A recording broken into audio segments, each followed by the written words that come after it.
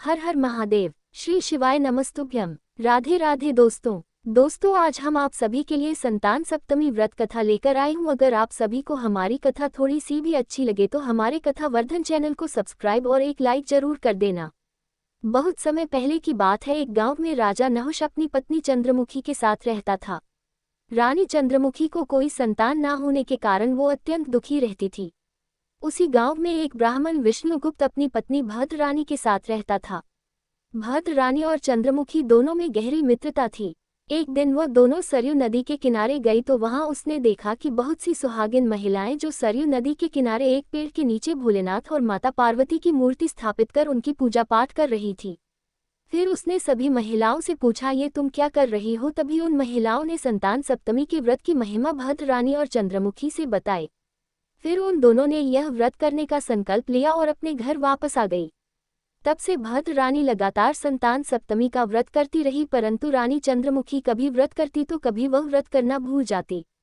कुछ दिनों बाद उन दोनों की मृत्यु हो गई। अगले जन्म में चंद्रमुखी ने बंदरिया की और भद्र रानी ने मुर्गी के रूप में जन्म लिया। भद्र रानी को तब भी संतान सप्तमी के व्रत की महिमा याद रही और वह लगातार भोलेनाथ और माता पार्वती की मन ही मन उपासना करती रही और व्रत करती रही। वही बंदरिया के रूप में चंद्रमुखी को अब भी कुछ याद नहीं था। कुछ समय बाद उन दोनों ने ये योनि भी त्याग दी। अब अपने अगले जन्म में भद्र रानी ने एक ब्राह्मण की कन्या के रूप में जन्म लिया। वो सर्वगुण संपन्न और रूपवान ब्राह्मण की कन्या का विवाह गोकुल निवासी अग्निभीर नामक ब्राह्मण से हुआ। वहीं दूसरी ओर चंद्रमुखी ने राजा के यहाँ राजकुमारी के रूप में जन्म लिया, जिसका विवाह राजा पृथ्वीराज से हुआ। भगवान शिव और माता पार्वती की कृपा से ब्राह्मणी को 8 कर्मनिष्ठ पुत्रों की प्राप्ति हुई। वहीं दूसरी ओर रानी को बहुत समय तक कोई संतान नहीं हुई। ब्राह्मणी को अपने इस जन्म में भी संतान सप्तमी के व्रत याद रहा और वह लगातार यह व्रत करती रही। बहुत समय के बाद रानी को एक पुत्र प्राप्त हुआ। वो अधिक बीमार रहता था और 9 वर्ष की उम्र में उसकी मृत्यु हो गई और वह परलोक से धार गया। अब रानी पुत्र के वियोग में तड़पने लगी। समाचार मिलते ही ब्राह्मणी अपने 8 पुत्रों के साथ रानी से मिलने उसके महल गई। वहां ब्राह्मणी के 8 पुत्रों को देखकर रानी को बहुत जलन हुई।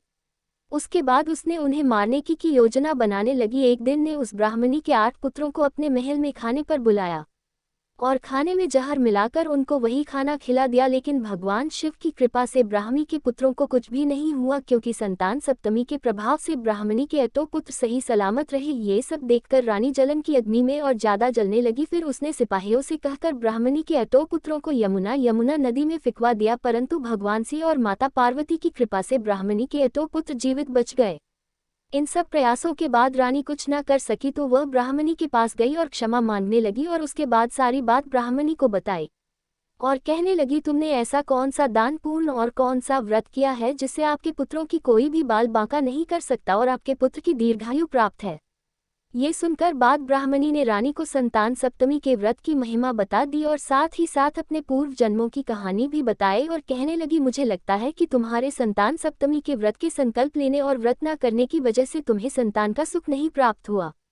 इसलिए अब तुम भगवान शिव और माता पार्वती से प्रार्थना करो और संतान सप्तमी के व्रत का नियम से पालन करो। भोलेनाथ की कृपा से तुम्हारा ये दुख दूर हो जाएगा।